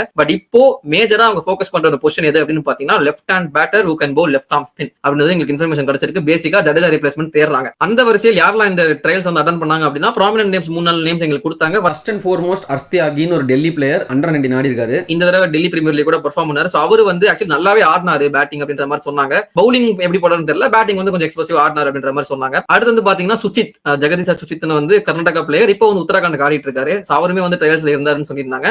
மூணாவது சுச்சித் ஆக்சுவலி பழைய பிளேயர், மும்பைக்கு தான் ஆடினாரு. ஆமா, மும்பைக்கு இருந்தாரு, ஹைதராபாத்துக்கு ஆடினாரு, பஞ்சாப்க்கு ஆடினாரு. நல்ல ஒரு இன்னொரு பிளேயர் தான் ஆக்சுவலி, மும்பைல தெரிஞ்ச பிளேயர் தான். கர்நாடகா ஒரு ஒன் ஆஃப் தி லெஜெண்ட்ஸ் என்ன பொறுத்த வரைக்கும். அவர் ஃபீல்டிங் நல்லா இருக்கும் ஆக்சுவலி. சூப்பரான ஒரு நல்ல ரிப்ளேஸ்மெண்டா இருப்பாருன்னு தெரியல, நல்ல player to be honest. Maybe அவர் வந்து ஒரு ட்ரையல்ஸ்ல இருந்தாரு. பேட்டிங் கொஞ்சம் ஆடுவாரு, லெஃப்ட் ஆர்ம் பவுலிங் நல்லா போடுவாரு. அண்ட் மூணாவது வந்து நிதிஷ் ராஜகோபால், ஒரு பேட்டிங் ஆல்ரவுண்டர் தான். அவர் பவுலிங் பெருசா போட்டு நான் பார்த்தது இல்ல, but left hand top order batter. ரீசெண்டா தமிழ்நாடு பிரீமியர் லீக் நல்லா ஆடினார் அப்படின்ற அவர் இருந்தாரு. நாலாவதா இவர் தான் வந்து நிறைய நான் எனக்கு தெரிஞ்சப்போ இவர் எடுத்தா நல்லா இருக்கும் அப்படின்னு தோணுச்சு, சஞ்சய் யாதவ். மும்பை இந்தியன்ஸ் வச்சிருந்தாங்க ஒரு லெஃப்ட் ஹேண்ட் பேட்டர், ஒரு லெஃப்ட் ஆர்ம் ஸ்பின் போடக்கூடிய ஒரு பவுலர், சூப்பரான ஒரு ஆல்ரவுண்டர். சோ இவரை வந்து எடுப்பாங்களா சிஎஸ்கேன்றது பொறுத்திருந்து பார்க்கணும். ப்ராப்ளம் என்னன்னா மார்க்கெட்ல நல்ல எக்ஸ்பீரியன்ஸான இந்த left hander batter who can bowl left arm spin இல்ல, அதான் வந்து ப்ராப்ளம். சோ அதனால இவ்வளோ ட்ரையல்ஸ் எல்லாம் வச்சு எடுக்க வேண்டியிருக்கு. நம்ம முன்னாடியே வச்சிருந்தோம் சாய் கிஷோர், நிஷாந்த் சிந்து, அப்புறம் வந்து இந்த அஜய் ஜாதவ் மண்டல் எல்லாரும் ரிலீஸ் பண்ணிட்டு ஜடேஜாவை தான் அவங்களுக்கு ஜடேஜா தான் அப்படின்னு சொல்லிட்டு கடைசியில் ஜடேஜாவே அமுச்சு விட்டோம். பேக்கப்பே இல்லாம திணறிட்டு இருக்கோம். ஆனா நீங்க சாண்டரியும் சாய் கிஷோரையும் பெஞ்ச்ல உட்கார வச்சு பேஸ் பண்ணதுக்கு இப்ப ரிக்ரெட் பண்ணீங்கன்னு நினைக்கிறேன். கண்டிப்பா, அதுவும் சாய் கிஷோர் கண்டிப்பா நான் சொல்லியே ஆவேன். ஆனா அப்போதைக்கு விளையாட முடியாது சிஎஸ்கேல, வேற விஷயம். பட் அடிக்கடி பாருங்களேன் இப்ப திரும்ப வந்து அடுத்த update, Syed Mushtaq Ali trophy is going to start from this November 26. நாங்க முன்னாடியே சொல்லியிருந்தோம். ஐபிஎல் ஆக்ஷனுக்கு கரெக்டா முன்னாடி வச்சிருக்காங்க, which is of course அது வந்து கோஇன்சிடென்ட் எல்லாம் நினைக்காதீங்க, அது தெரிஞ்சுதான் வச்சிருக்காங்க. யாரெல்லாம் பர்ஃபார்ம் பண்ணாங்களோ அவங்க எல்லாம் வந்து வேற லெவல் பிரைஸ்ல வந்து போவாங்க இந்த கமிங் மினி ஆக்ஷன். யாரெல்லாம் பர்ஃபார்ம் பண்ணுவாங்கன்னு பாக்கிறதுக்கு நான் ரொம்ப ரொம்ப ஆர்வமா இருக்கேன். நான் கண்டிப்பா இதுல எல்லா மேட்சும் ஸ்ட்ரீம் பண்ண மாட்டாங்க அன்பார்ச்சுனேட்லி. என்னெல்லாம் மேட்ச் ஸ்ட்ரீம் பண்றாங்க அதெல்லாம் லைவா பார்ப்பேன். மீதி மேட்ச் எல்லாமே நான் வந்து பிசிசியோட அஃபிஷியல் வெப்சைட்ல ரிஃப்ரெஷ் பண்ணி பாத்துக்கிட்டே இருப்பேன். நான் ஃப்ரீ டைம்ல இருக்கும் போதெல்லாம் அந்த அளவுக்கு வெறித்தனமா ஃபாலோ பண்ற ஒரு டோர்னமெண்ட், டொமஸ்டிக் டோர்னமெண்ட் பார்ப்போம். இதுல ரீசெண்டா மும்பை ஸ்குவாட் வந்து அனௌன்ஸ் பண்ணியிருந்தாங்க. அதுல ஒரு ஷாக்கிங் இன்க்ளூஷன் யாருன்னு பாத்தீங்கன்னா Suryakumar Yadav is coming in to the T20 for Mumbai team. அவங்க தான் வந்து டிஃபெண்டிங் சாம்பியன்ஸ் கூட. சோ அவர் வந்து சிவம் தூபே, அவரு அஜிங்கியா ரகானே, அன்கிறிஸ் ரகுவன்சி விக்கெட் கீப்பரா வந்து இந்த தடவை வந்து ப்ரோமோட் பண்ணிருக்காங்க மும்பை டீம்ல. ஆல்ரெடி முன்னாடி டொமஸ்டிக்ல கொஞ்சம் பண்ணிட்டு இருந்தாரு, பட் இப்போ ஃபுல் டைம் விக்கெட் கீப்பரா இருப்பாரு. பட் ஆடுவாரா, விக்கெட் கீப்பர் ஆடுவாரான்னு தெரியல. ஏன்னா ஹர்திக் தமோரேன்னு ஒரு பிளேயர் இருக்காரு, அவர் வந்து ஒரு பினிஷர், அவர் தான் போன சீசன்ல விக்கெட் கீப்பர் ஆடிட்டு இருந்தாரு. பொறுத்து இருந்து பார்க்கலாம். ரகானே கேப்டன்சில இந்த டீம் ஆன் பேப்பர் பார்க்கிறதுக்கு சூப்பரா இருக்கு. டிஃபெண்டிங் சாம்பியன்ஸ்ன்றப்போ இனிமே எக்ஸ்ட்ரா அட்வான்டேஜோட வராங்க. மீன்வைல் மகாராஷ்டிரால பாத்தீங்கன்னா ருத்ராஜ் கேக்வாட் வச்சிருந்தாங்க டீம்ல, பட் இப்போ அவர் ஆட மாட்டான்னு நினைக்கிறேன். பிகாஸ் இஸ் செலக்டட் இந்த இந்தியா சவுத் ஆப்பிரிக்கா டீம். அங்கேயும் ஆட விட மாட்டாங்க, இங்கேயும் ஆட போறது இல்ல. அதான் வந்து கடைசியில கன்க்ளூஷன் ஃபார் ருத்ராஜ் கேக்வாட் நினைக்கிறேன். எனிவே பிருத்வி ஷா, அர்ஷின் குல்கர்னி அப்படின்னு அங்கேயும் சில இம்பார்ட்டன்ட் நேம்ஸ் எல்லாம் இருக்காங்க. ஓகே, சோ ஓவரால் வந்து வீக்லி உங்களுக்கு அப்டேட் கிடைச்சிட்டே இருக்கும். இந்த சையத் முஸ்தாக் அலி டிராஃபி பத்தி நெக்ஸ்ட் வீக்லி வீடியோல அந்த வீக் நடந்துச்சோ அதை பத்தி நாங்க சொல்றோம், சரிங்களா? ஓகே, டொமஸ்டிக் லீக் விட்டுட்டு அப்படியே இன்டர்நேஷனல் லீக் போனோம் அப்படின்னா 2 லீக் நடந்துட்டு இருக்கு. நம்ம பார்த்தோம் T10 லீக் ஸ்டார்ட் ஆக போகுதுன்னு பார்த்தோம், ஸ்டார்ட் ஆயிடுச்சு. நேபாள் பிரீமியர் லீக் நம்ம போன சீசன்ல பார்த்திருந்தோம், போன வீக்லி வீடியோல. 2 லீக்லயுமே வந்து பயங்கரமான controversy. First and foremost Abu Dhabi T10 லீக்ல அகிலேஷ் போத்காம் ரெட்டி அப்படின்னு வந்து ஒரு USA பிளேயர், அகிலேஷ் ரெட்டி பேசிக்கா அவரு வந்து மேட்ச் ஃபிக்சிங்ல வந்து இன்வால்வ் ஆயிருக்காருன்னு சொல்லி வந்து அவரை பேன் பண்ணிட்டாங்க. அவருக்கு வந்து 14 டேஸ் டைம் கொடுத்திருக்காங்க, நீ ரெஸ்பாண்ட் பண்ணணும் அப்படின்ட்டு. பேசிக்கா 3 சார்ஜ் மேல அவர் மேல போட்டிருக்காங்க. ஒன்னு வந்து directly involve to fix the match, ஒன்னு. ரெண்டாவது வந்து அவர் பிளேயரையும் இன்னொரு பிளேயரையும் வந்து ஃபிக்சிங்க்கு வந்து இன்வால்வ் பண்றேன் அப்படின்ற மாதிரி ரெண்டாவது. மூணாவது இதுதான் வந்து ஆக்சுவலி பெருசா பேசுறாங்க, அவர் வந்து சாட்ஸை வந்து டிலீட் பண்ணிட்டாரு, நிறைய ப்ரூஃப்ஸை வந்து டிலீட் பண்ணிட்டாரு. இதுதான் வந்து நாங்க மேஜரா பாக்குறோம். நீ உத்தமனா இருந்தா நீ டெலிட் பண்ண போற அப்படின்னு சொல்லிட்டு அதை பேஸ் பண்ணி அதன் அடிப்படையிலே வந்து இவர் மேல இந்த குற்றச்சாட்டெல்லாம் வச்சு இப்போதைக்கு வந்து பேன் பண்ணிருக்காங்க ICC. சோ அகிலேஷ் எப்படி இதை வந்து அப்போஸ் பண்றாருன்றத பார்ப்போம். மீன்வைல் நேபாள் பிரீமியர் லீக்ல பாத்தீங்கன்னா அங்கேயும் வந்து ஒரு ஃபிக்சிங் ஸ்கேண்டல் மாதிரி இருக்கு. என்னன்னா வந்து umpiring decisions were very poor இந்த first week of Nepal premier league. எந்த அளவுக்குனா கமெண்டேட்டர்ஸே ஓபனா இதை கிரிட்டிசைஸ் பண்ண ஆரம்பிச்சாங்க. பொதுவா கமெண்டேட்டர்ஸ் அப்படி சொல்ல மாட்டாங்க லைவ்ல, அவங்களே வந்து ஏன் இவ்வளவு குவாலிட்டி வந்து மட்டமா இருக்கு, ஏன்னா எக்கச்சக்க டெசிஷன்ஸ் அங்க ரிவ்யூ கிடையாது, சரிங்களா? ரிவ்யூ இல்லன்றப்போ அம்பையர் டிசிஷன்ஸ் வந்து கரெக்டா இருக்கணும். சில டிசிஷன்ஸ் எல்லாம் வந்து இன்சைட் கிளியரா தெரியுது நேக்கட் ஐக்கு, அதை போய் அவுட் கொடுக்குறாரு பேட்ல படிச்சு தாண்டி ஓரளவுக்கு கட்சி ஃபேரா இருக்கணும். பர்சன்டேஜ்ன்றது எரர் பர்சன்டேஜ் வந்து கொஞ்சம் கம்மியா இருக்கணும், பட் ஆனா நிறைய எரர்ஸ் பார்க்க முடியுது. ஆமா, அதுலயே ஒரு ஸ்டெம்பிங் ஒன்னு ப்ரோ, அதெல்லாம் நான் இப்பவும் சொல்றேன், லைவ்ல பாத்துட்டு இருக்கேன் நான். ஓகே, இது அவுட் தான் அப்படின்னு சொல்லிட்டு நான் அந்த க்ளோஸ் பண்ணிட்டு நான் வேற ஏதோ பண்ணிட்டு திரும்ப ஒரு 5 செகண்ட் 5 மினிட்ஸ் கழிச்சு வந்து பாக்குறேன். அதான் அந்த மனுஷன் திரும்ப ஆடிட்டு இருக்காரு பேட்டிங். அப்புறம் தான் வந்து அம்பையர் திரும்ப போட்டு காட்டுறாங்க கமெண்டேட்டர்ஸ். ஒவ்வொரு தடவை அதை பார்க்கும்போது வந்து this is an absolute blunder by the third umpire. What was even drinking அப்படின்னு தான் சொல்லிட்டு இருக்காங்க. அந்த அளவுக்கு ஆனஸ்டா சொல்லணும்னா இந்த அளவுக்கு அம்பைரிங் மட்டமா இருக்கு அப்படின்னா நேபாள் அடுத்த லெவலுக்கு கிரிக்கெட் போகணும். நம்ம பிளேயர்ஸை பத்தி ஃபேன்ஸை பத்தி எல்லாம் பாக்குறோம். Umpiring standards is definitely putting that series down. ஏன்னா அங்க இருந்து எல்லாமே நேபாள் வந்து லோக்கல் அம்பையர்ஸ் தான் பண்ணிட்டு இருந்தாங்க. ஒன்னு அவங்க ஸ்டாண்டர்ட்ஸ் இம்ப்ரூவ் பண்ணுங்க, இல்ல வந்து அம்பையர்ஸை மாத்துங்க, இல்லைன்னா ட்ரைனிங் கொடுத்து கூட்டுவாங்க அப்படின்ற மாதிரி சொல்லிட்டு அப்படியே இந்த செக்மெண்ட் வந்து ராப் பண்ணிக்கலாம். ஏன் ப்ரோ T10 லீக் பத்தி வேற எதுவும் சொல்லல அப்படின்னு கேட்டீங்கன்னா, அந்த லீக் பத்தி சொல்றதுக்கு பெருசா ஒன்றும் இல்ல, அது ஒரு என்டர்டைன்மெண்ட்டுக்கான உண்டான ஒரு லீக். அங்கேயும் வந்து ஒரே ஒரு சின்ன அப்டேட் கொடுத்துறேன். ஆண்ட்ரே ரசல் இப்போ வரைக்கும் பேட்டிங் ஆக்சுவலி ஒரு மேட்ச் தான் ஆடான்னு நினைக்கிறேன், ஆட வந்தாரு, 4-5 பால் ஆடினாரு, பேட்லயே படல சுத்துறாரு மனுஷன். பவுலிங்கும் அவருக்கு கொடுக்கறது இல்ல. ஆக்ஷனுக்கு முன்னாடி இது பண்ணும்போது அவருடைய ரேட் எந்த அளவுக்கு இப்ப போகுன்றதே ஒரு பெரிய கேள்வி. லிவிங்ஸ்டன் பை நல்லா ஆடுறாரு அந்த லீக்ல, அது எப்பவுமே அந்த லீக் நல்லா தான் ஆடுவாரு. எங்கடா பதிவு பண்ணலன்னு பார்த்துட்டு இருந்தேன், பதிவு பண்ணிட்டான். So matches to watch out for இந்த வாரம் என்னென்ன மேட்சஸ் எல்லாம் இருக்கு பாத்தீங்கன்னா, இந்த 30th of November வந்து India south Africa first ODI நம்ம ODI சீரிஸ் ஸ்டார்ட் ஆக போகுதுன்னு சொல்லியிருந்தோம்ல, சோ அது ஸ்டார்ட் ஆகுது. அண்ட் பாகிஸ்தான், ஜிம்பாப்வே, ஸ்ரீலங்கா அந்த ட்ரை சீரிஸ் வந்து இன்னைக்கு Thursday and Saturday வந்து ஃபைனல்ஸ் மேட்ச் இருக்கு. அண்ட் Thursday பாத்தீங்கன்னா Ireland vs Bangladesh T20 international match வந்து ஸ்டார்ட் ஆகுது. அவங்க சீரிஸ்மே வந்து ஸ்டார்ட் பண்றாங்க. சோ நம்ம முன்னாடியே மென்ஷன் பண்ணிருந்தோம் சையத் முஸ்தாக் அலி டிராஃபி நாளைக்கு ஸ்டார்ட் ஆகுது 26th of November. And Nepal premier league, Abu Dhabi T10 லீக்லாம் வந்து இந்த வாரம் மேட்சஸ் நடந்துட்டே தான் இருக்கும். சோ அதை நீங்க வந்து பார்க்கலாம் எக்ஸ்க்ளூசிவா. சோ நெக்ஸ்ட் விமென்ஸ் அப்டேட்ஸ் பாத்துருவோமா? ஆஃப் கோர்ஸ் நம்ம நிறைய ஹைப் கொடுத்துட்டு இருக்கோம். இந்த IPL டீம்ஸ் யார் ரிட்டர்ன் பண்ணுவாங்க, ஆக்ஷன் அப்படி இப்படின்ட்டு. இந்த அளவுக்கு மென்ஸுக்கு வந்து ஆக்ஷனுக்கு வந்து ஹைப் இருக்கும், அதே அளவுக்கு உமன்ஸ்க்கும் இருக்கணும். ஏன்னா வந்து இப்போ 27th November வந்து WPL mega action for the first time நடக்க போகுது. அதுல வந்து நம்ம முன்னாடியே பார்த்திருந்தோம், லைக் வந்து என்னென்ன டீம்ஸ் வந்து என்னென்ன பர்ஸ் அப்படின்ட்டு நம்ம சுஜித் ஜிவியோட ஒரு வீடியோ போடும்போது அதுல நம்ம வந்து கிளியரா மென்ஷன் பண்ணிருந்தோம். தெரியாதவங்களுக்கு திரும்ப சொல்லிடுறேன். 5 டீம் இருக்கு. 5 டீம்ல வந்து UP வாரியர்ஸ் வந்து 14.5 crores போறாங்க மேக்ஸிமம் பர்ஸோட. ஒரே ஒரு பிளேயர் ரிட்டர்ன் பண்ணிருந்தாங்க, ஸ்வேதா சராவத் அன்கேப்ட் பிளேயர். அதுக்கப்புறம் குஜராத் ஜெயன்ஸ் வந்து 9 crores போறாங்க. 2 ஃபாரின் பிளேயர் ரிட்டர்ன் பண்ணிருக்காங்க. அவங்களுக்கு வந்து 3 RTM இருக்கு. அந்த 3மே வந்து இந்தியன் பிளேயர்ஸ் மட்டும் தான் யூஸ் பண்ண முடியும், சரிங்களா? மீன்வைல் UP வாரியர்ஸ்க்கு வந்து 4 RTM இருக்கு. அதுல வந்து அவங்க 2 ஃபாரின் பிளேயர்ஸ் 2 இந்தியன் பிளேயர்ஸ் வந்து வாங்கிக்கலாம். மீன்வைல் RCB வந்து பாத்தீங்கன்னா 6.15 crores போறாங்க. 4 பேர் ரிட்டர்ன் பண்ணிருந்தாங்க. சோ ஒரு RTM அவங்களுக்கு வந்து அலௌடு. அந்த ஒருத்தர் வந்து இந்தியா தான் எடுக்க முடியும். அண்ட் கடைசி 2 டீம் வந்து மும்பை இந்தியன்ஸ் 5.75 crores இருக்கு. 5 பேர் ரிட்டர்ன் பண்ணிட்டாங்க, RTM கிடையாது. கடைசியா வந்து டெல்லி கேபிட்டல்ஸ் 5.7 crores போறாங்க. 5 பேர் ரிட்டர்ன் பண்ணிட்டாங்க, RTM கிடையாது. சோ வந்து 8 பேர் வந்து மார்க்கெட் செட்ல வந்து இருக்காங்க. அந்த 8 பேர்ல வந்து 2 பேர் தான் இந்தியன்ஸ், தீப்தி சர்மா, அதுக்கப்புறம் வந்து இவங்க ரேணுகா சிங் ஃப்ரம் ஆர்சிபி போன சீசன் இருந்தாங்க. அந்த 2 பேருமே இருக்காங்க. மீன்வைல் அர்லின் டியோர்லாம் வந்து மார்க்கெட் செட்ல இல்ல அப்படினாலும் 50 lakhs வந்து அவங்க பேஸ் பிரைஸா வச்சிருக்காங்க. எந்த டீம் வந்து எடுப்பாங்கன்றது தெரியல. மெக் லானிங், சோஃபியா கில்ஸ்டன், Sophie Devine, Laura Wolvaardt, Amelia Kerr, இந்த மாதிரி ஒரு 5-6 பேர் வந்து மார்க்கெட் செட்ல இருக்காங்க. சோ ரொம்ப எக்ஸைட்டிங்கான ஒரு ஆப்ஷனா இருக்கும். நான் முன்னாடி சொன்ன மாதிரி இதான் வந்து first ever WPL mega option. First ஒரு ஆப்ஷன் நடந்துச்சு, அது வந்து டீம் செட் பண்றதுக்கு. அதுக்கப்புறம் ஃபுல்லா மினி ஆப்ஷன்ஸ் எல்லாம் போயிட்டு இருந்துச்சு. இப்பதான் வந்து மெகா ஆப்ஷன் நடக்க போகுது. ஃபுல் டீமை வந்து ரீபில்ட் பண்ண போறாங்க எல்லா டீம்ஸுமே. சோ யாரை எடுப்பாங்க அப்படின்றது பாக்குறதுக்கு நான் ஆர்வமா இருக்கேன். as usual 27 நவம்பர் முடிஞ்சா நாங்க அப்டேட்ஸ் வந்து கொடுத்துட்டே இருக்கும். கிரிக்கெட் இன்ஃபோ இன்ஸ்டாகிராம் பேஜ்ல ஃபாலோ பண்ணுங்க. அண்ட் கடைசியா வந்து WPL பார்த்துட்டோம். அடுத்து WBBL வந்து போயிட்டு இருக்கு. போன வீக்கே பார்த்தோம் அந்த கோயிமா பிரி ஹேட்ரிக் எடுத்தாங்க அப்படி இப்படின்ட்டு. இந்த வீக் பாத்தீங்கன்னா பெருசா மூவ்மெண்ட்லாம் இல்லைங்க. டேபிள் வந்து கிட்டத்தட்ட ஒரே மாதிரி தான் இருக்கு. அந்த ஹோபர்ட் ஹரிகேன்ஸ் டாப்லயே தான் இருக்காங்க. பிரிஸ்பேன் ஹீட் வந்து ஒரு மேட்ச் கூட ஜெயிக்காம பாட்டம்ல தான் இருக்காங்க. மீன்வேல் மிடில்ல வந்து ஒரு பெரிய அந்த கிளாக் மாதிரி போயிட்டு இருக்கு. மெல்போர்ன் ஸ்டார்ஸ் 7 பாயிண்ட்ஸ் இருக்காங்கன்னு நினைக்கிறேன். அப்புறம் ரெனிகேட்ஸ், சிக்ஸர்ஸ், ஸ்காட்சர்ஸ் எல்லாமே அந்த ஒரு 4-6 பாயிண்ட்ஸ் அந்த ரேடியஸ்ல தான் இருக்காங்க. தண்டர் அவங்களும் அந்த மாதிரி தான் இருக்காங்க. அடிலைட் ஸ்ட்ரைக்கர் 3 பாயிண்ட்ஸோட இருக்காங்க. நான் முன்னாடி சொன்ன மாதிரி பிரிஸ்பேன் ஹீட் வந்து அதெல்லாம் பாதாளத்துல 5 மேட்ச் ஆடி 5 மேட்ச்மே தோத்து கடைசியில இருக்காங்க. அந்த டீம் மேல நிறைய எக்ஸ்பெக்டேஷன் இருந்துச்சு எனக்கு உண்மையிலேயே. ஏன்னா எக்கச்சக்க பிக் ஹிட்டர்ஸ் இருந்தாங்க. Grace Harris, Chinelle Henry, Nadine de Klerk சவுத் ஆப்பிரிக்கால வச்சு சூப்பரா ஆடினாங்க அவங்க. அதுக்கப்புறம் Lauren Winfield Hill, Georgia Redmayne, Jess Jonassen, அந்த டீமே வந்து ஸ்டார் ஸ்டடா இருந்துச்சு. எப்படி தோத்தாங்கன்னு அது ஆக்சுவலி எல்லாம் வந்து தோத்த மேட்ச் எல்லாம் பாத்தீங்கன்னா சேஸ் பண்ண தவிர தான் தோத்தாங்க. ஒரு 150-160 சேஸ் பண்ணோம். இந்த பவர் பேக்ட் பேட்டிங் வச்சு தோத்துட்டாங்க. Interesting to note. சோ வந்து அதை அப்படியே சொல்லிட்டு இந்த வீடியோ நம்ம ரேப் பண்ணிக்கலாம். சோ இத்துடன் செய்திகள் நிறைவடைந்தன. இது மாதிரி இன்ட்ரெஸ்டிங் அப்டேட்ஸ் நாங்க வந்து அடுத்த விக்கிபீடியா எபிசோட்ல கண்டிப்பா டியூஸ்டே உங்களுக்கு கரெக்டா வந்து சேர்த்துருவோம். அண்ட் IPL ரிட்டர்ன்ஸ் எல்லாம் முடிச்சு ஒரு டீமும் நாங்க வந்து டிஸ்கஸ் பண்ணிட்டு இருக்கோம். வீடியோஸ் விட்டுட்டே இருப்போம். அது கண்டினியூஸா நாங்க ஸ்டீக்கா முடிச்சிருவோம். அதை வெயிட் பண்ணி பாருங்க. நிறைய பேர் சிஎஸ்கே கேட்டுட்டு இருக்கீங்க. வந்துச்சு ஆல்மோஸ்ட் எல்லா டீம்ஸும் முடிஞ்சிச்சு. நீங்க எதிர்பார்த்த மாதிரி கடைசியில தான் போடுவோம். நாங்க கடைசியில சிஎஸ்கே வீடியோ வந்துடும். ஓகேங்களா? இன்ட்ரெஸ்டிங்கான வீடியோஸ், இன்ட்ரெஸ்டிங்கான டாபிக்ஸ் நாங்களும் ரிசர்ச் பண்ணி உங்களுக்காக எடுத்துட்டு வந்துட்டே இருப்போம். இதெல்லாம் பார்க்கணும்னா இந்த வீடியோ பிடிச்சிருந்துச்சுன்னா லைக் பண்ணிடுங்க. இதெல்லாம் கண்டினியூஸா பார்த்துட்டே இருக்கணும் அப்படின்னு நினைச்சீங்கன்னா கிரிக்கெட் ஒரு சப்ஸ்கிரைப் மட்டும் போட்டுருங்களேன். ஏன்னா சின்ன பசங்க நாங்க. எங்களை சப்ஸ்கிரைப் பண்ணுங்க.